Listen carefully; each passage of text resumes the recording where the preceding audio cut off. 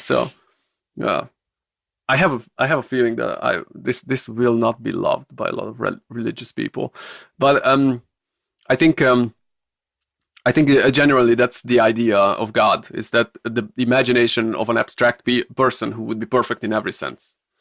Well, So you should have some kind of guidance when you're struggling. It makes sense.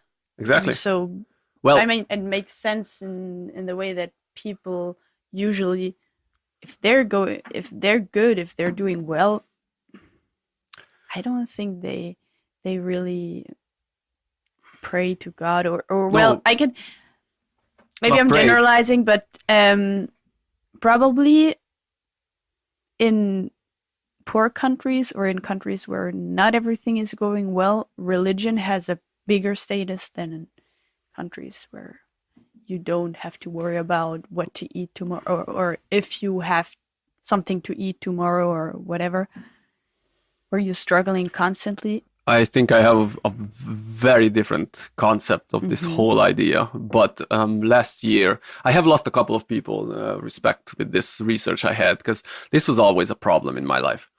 That Religion. as a musician, I always felt a connection. I'm somebody thoroughly empathetic, very compassionate, and it's a problem for me to try to reduce the world to just consciously understandable limits. I can definitely feel stuff that I have zero way to put into words.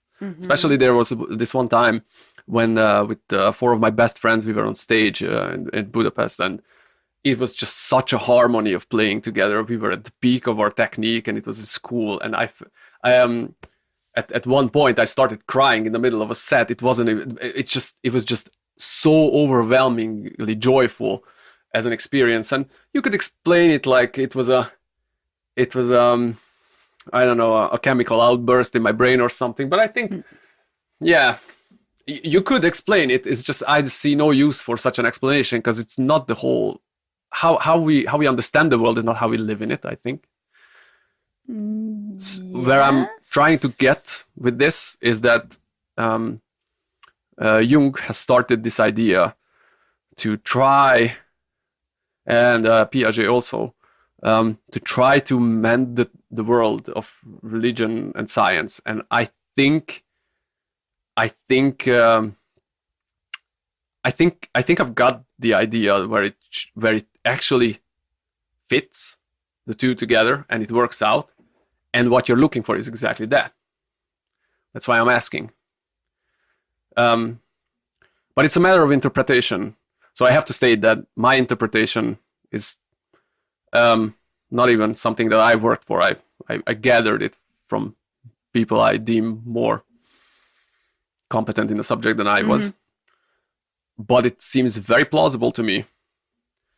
And it gave me such a sense of peace when I actually was able to find this, because, here's the problem.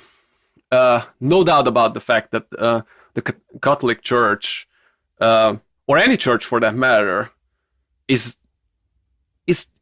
insanely far from being pristine and undoubtable in their actions. Yeah.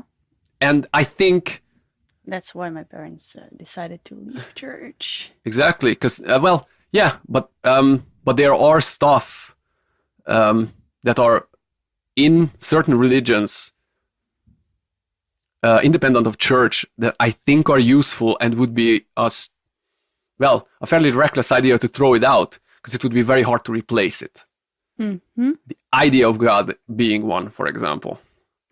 Let's where I take my example. Let me know when I lose you, because I might, if I haven't already. It's even in the Bible it says that God created the man in His image.